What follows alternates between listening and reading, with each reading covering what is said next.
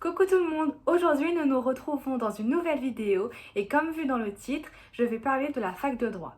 Alors je sais qu'en ce moment il y a beaucoup de personnes qui sont sur Parcoursup, qui réfléchissent à leur avenir, à ce qu'ils veulent faire, qui sont un peu perdus, qui sont en mode est-ce que c'est fait pour moi, est-ce que c'est pas fait pour moi, est-ce que je vais y arriver, est-ce que je vais pas y arriver, et c'est tout à fait normal, donc ne vous inquiétez pas, je suis passée par là.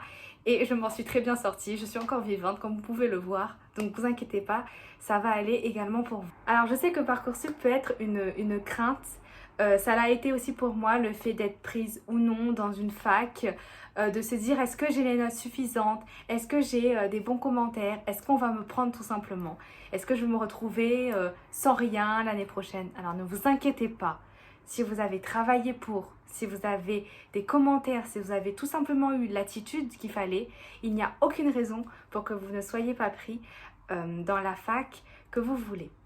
Alors moi je vais vous raconter mon expérience mais également ce qu'il faut savoir dans la fac de droit. Donc la fac de droit ça fait peur à pas mal de gens parce que il faut beaucoup travailler. Ça c'est une évidence, il faut beaucoup travailler et surtout quand on rentre à la fac, ce que les profs insistent beaucoup sur le fait qu'il faut beaucoup travailler et qu'il faut bien sûr être autonome. Alors c'est pas du tout comme à l'école, au collège, au lycée, il n'y a plus personne pour vous donner la main et vous dire il faut réviser ça, ça ou ça. Vous avez une date de partiel, vous avez des examens, il faut réviser dans tous les cas. Bien sûr, si vous êtes autonome, si vous avez déjà pris l'habitude de le faire, il n'y aura aucun problème, ne vous inquiétez pas. Ça, c'est surtout, je parle pour les personnes qui ont un peu plus de mal à se mettre au travail. Bien sûr, si vous êtes motivé, ça va couler comme de l'eau, ne vous inquiétez pas. Alors, comment se passe la fac de droit? Alors, comme toutes les facs, vous avez des cours magistraux, mais également des cours avec un professeur de TD. Donc, qu'est-ce que c'est les cours magistraux? C'est des cours où vous êtes en amphithéâtre. Donc, si je trouve, je vous mettrai une photo juste ici de ce que c'est un amphithéâtre, où vous vous installez où vous voulez et le professeur est face à vous et va donner son cours. Alors, des fois, ils autorisent à poser des questions, si vous êtes un peu perdu ou pas. Des fois, il y a des échanges et des fois, pas du tout. C'est vous écoutez et il fait son cours. Je sais que ça peut être un peu barbant, mais c'est hyper important d'écouter et d'aller en amphithéâtre pour pouvoir, même si vous pensez que ça ne sert à rien, vous écoutez et lors de vos révisions, ça va sûrement vous aider à mieux apprendre. Ensuite, il faut savoir que les cours avec des professeurs de TD, pardon, c'est donc des professeurs qui vont vous apprendre surtout la méthodologie de comment faire par exemple un commentaire d'arrêt, comment faire une dissertation, comment traiter les différents sujets. C'est rare qu'ils vous fassent vraiment des cours à proprement parler, mais ça arrive qu'il y a des profs de TD qui vont approfondir des leçons. Mais en général, ils sont juste là pour vous apprendre les méthodologies que vous allez retrouver au partiel. Alors, moi, personnellement, niveau méthodologie, je me suis aidée de plusieurs livres cette année. Donc, personnellement, pour moi, c'était important d'acheter des livres soit conseillés par les professeurs, soit que moi j'ai trouvé et qui m'ont paru utiles et bien. Donc je vais vous en montrer plusieurs car c'est vraiment des méthodologies qui s'appliquent partout et c'est super. Donc certes c'est un budget, je vous dirai si je retrouve les prix des livres que j'ai acquis avec plaisir. Je vais vraiment vous parler des livres qui m'ont paru importants pour moi. Donc, par exemple, en droit des personnes, vous allez avoir le commentaire d'arrêt. Donc, c'est vraiment l'exercice phare de la matière droit des personnes. Pour ça, j'ai acquis plusieurs livres, donc notamment ce livre-là. Donc, ce livre-là, ça m'a permis d'apprendre du coup la méthodologie. Donc, c'est le livre collection, cours, méthodologie des exercices juridiques. Donc il a dedans il y a plusieurs exercices parce qu'il y a autre que le commentaire d'arrêt. Il y a aussi le cas pratique et plein d'autres. Donc franchement il est génial. Il m'a coûté 25 €. Et du coup, vous avez des exemples, vous avez vraiment les choses détaillées. Et du coup, quand vous révisez, vous avez ça à côté de vous. Et ben, c'est super parce que vous pouvez regarder si la méthodologie s'applique bien à votre cas, comment réutiliser la méthodologie dans votre cas à vous. Et du coup, c'est super car ça permet tout simplement de vous aider au maximum. Ensuite, je vais vous parler de ce livre-là. Donc ce livre-là, il paraît banal, mais en fait, c'est vraiment un dictionnaire du vocabulaire juridique. Donc là, c'est celui de 2022, mais vous pouvez le retrouver dans différentes éditions également. Là, j'ai pris lui de LexisNexis. Et donc, ça vous permet, par exemple, vous avez un commentaire d'arrêt, comme je vous le disais. Vous ne savez pas ce que ça veut dire le mot, il n'y a pas le professeur, vous êtes tout seul chez vous. Vous sortez ce livre, et là, miracle, il y a les définitions des mots tout simplement. Puis même, ça se peut que vos professeurs en début d'année vous demandent de trouver des mots à chercher donc par vous-même. Donc c'est sûr, c'est bien d'aller sur internet et tout, mais des fois il n'y a pas tout sur internet. Et là-dedans, vous êtes plus sûr de trouver des choses conformes que vous pouvez apprendre par la suite. Donc le livre, il a coûté 15 €. Ensuite, je vais vous montrer d'autres livres. Donc ça, c'est vraiment pour la matière droit des personnes. Parce que ça se peut que, par exemple, vous avez des TD dans certaines matières et pas dans d'autres. Moi, cette année, j'avais dans droit constitutionnel, histoire juridique de la construction de l'État, comme je vous ai dit tout à l'heure, et droit des personnes. Et je me suis concentrée sur des livres vraiment où j'avais des TD, donc les matières les plus importantes. Même s'il ne faut pas délaisser les matières où vous n'avez pas de TD. Donc par exemple, parce qu'en cours magistraux, on vous fait des cours et des fois j'aime bien approfondir le cours. Par exemple, si vous n'avez pas noté quelque chose sur votre ordinateur, eh ben, ça vous permet de pouvoir compléter avec un cours. Donc par exemple, j'ai pris celui de Dalloz, donc une marque très connue qui fait aussi du coup les codes civils, parce qu'il y a deux marques, LexisNexis, ou j'arrive pas à prononcer, et Dalloz. Donc celui-ci, il m'a coûté 26 €.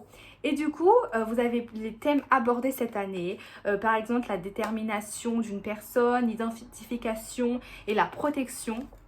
Donc ça vous permet de vous appuyer sur ce cours, en même temps de relire le cours fait par le prof en cours magistraux. Il y a également d'autres livres, donc j'ai pris également celui-ci pour compléter. Vous n'êtes pas obligé d'en prendre plusieurs dans une même matière, mais moi je vous conseille en TD de prendre celui de droit, donc par exemple celui des méthodologies, mais également du cours, tout simplement. Donc celui-ci, il était un peu plus cher, 36 €, je vous avoue, mon portefeuille, il a pleuré.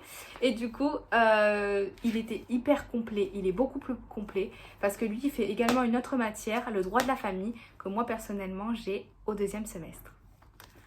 Ensuite, mon dernier livre que je peux vous conseiller, c'est celui-là aussi de chez Dalloz, de Je veux réussir mon droit. Donc, vous avez la méthodologie de travail, c'est le même que celui de tout à l'heure, le violet.